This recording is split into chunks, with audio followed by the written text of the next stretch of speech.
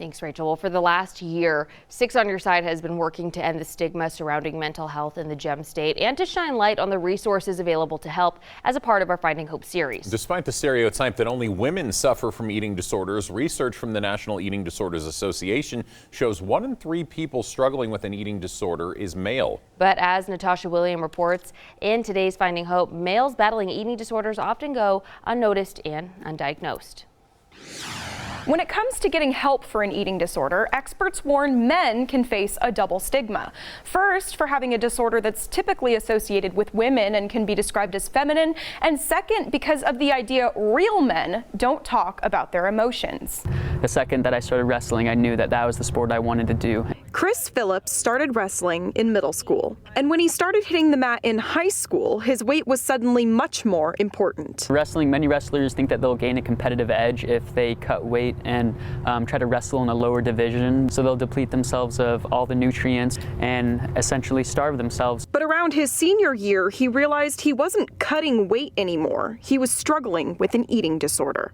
I was in the midst of a binge, and I pretty much lost all hope in myself, all hope in my self-control. Chris isn't alone. Millions of people across the United States battle eating disorders. Around 25 to 40% of people with eating disorders are male.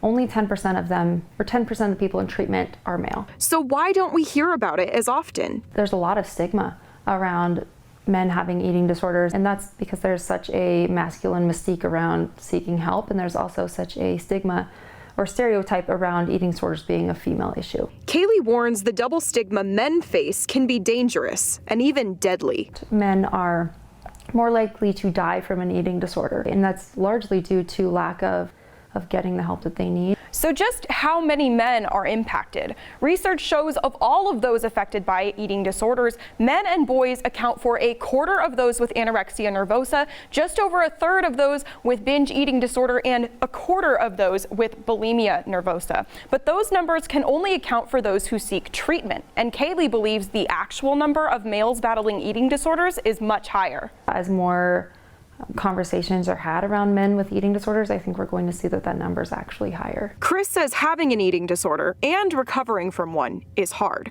and it's a battle he says he'll likely never stop fighting. Really takes everything out of you. It is mentally, emotionally, physically, spiritually draining, everything, all aspects of your life. I realized that I can be the one to backtrack and to fix it. Treatment isn't the same for everyone, but there are many options for getting help. Early intervention is key. Get them into a trusted professional and get them into a specialist. In Chris's case, being able to talk about his disorder openly. If I hadn't had that and they didn't take me seriously and just brushed it off and said, oh, you'll be okay, just get over it, then that cycle would have continued and probably could have gotten very dangerous. And finding peace with his body and mind were essential to moving forward. The person that helped me taught me many aspects of mindfulness and meditation. But recovery starts with a conversation.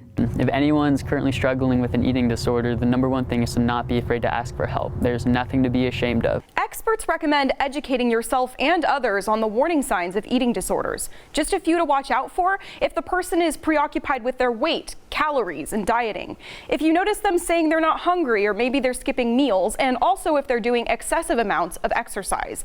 If you do notice those warning signs, check in with the person suffering and encourage them to seek treatment if they need it. If you or someone you know is struggling with an eating disorder, you can always call the National Eating Disorders Association helpline. That's the number right there on your screen. Natasha Williams, 6 on Your Side.